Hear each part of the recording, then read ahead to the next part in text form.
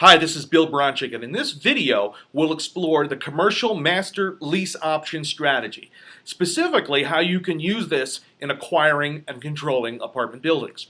Now, what most people do when they buy apartment buildings is they put 25 to 30% down. They go out to a bank and borrow millions of dollars and sign personally on the loan.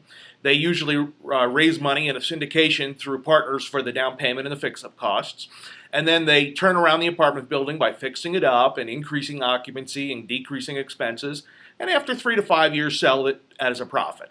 That's not a bad strategy. You can make a lot of money doing that, but there's a lot of pitfalls. Number one, it requires a lot of money down, which usually requires partners. It also requires being able to qualify for a multi-million-dollar loan, not the least of which you have to sign for personally, and that makes me, and I'm sure you, uneasy. Signing personally on a multi-million-dollar loan means potentially a multi-million-dollar loss if it goes bad.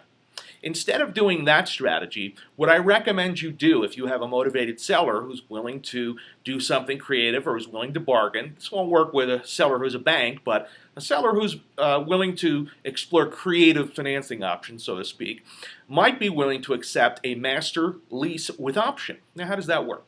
Well, it works pretty much the same way as it does on a single-family house. You lease the property, you have an option to purchase for a specified price and a specified term, and you put some option consideration up front.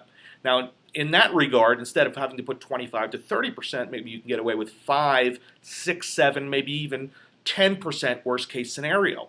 That means a lot less money out of pocket, more money you can put towards fixing up the property, and of course less money you have to raise from partners. You also don't have to qualify for the loan, which is a very big thing, and if you do it properly in a single entity where like it's an LLC or a corporation that doesn't have to sign personally, at least you're not on the hook for a big loan. And even if they do make you sign personally on the lease, well, at least it's only for a 2 or 3 year lease term. It's not for a 20, 25-year note, so it's a lot less risk to you. Then what you do is you sublet as a master tenant to the tenants.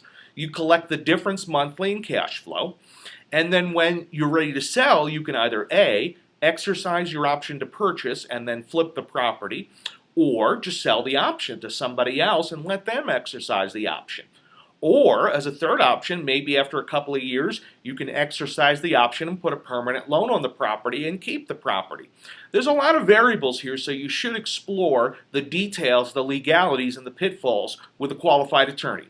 If you'd like a great form, by the way, that I've used many times in my legal practice, just click on the link below at the end of this article, and you will see a link to purchase a commercial master lease with option package. This is Bill Bronchick, and I hope you've enjoyed this information.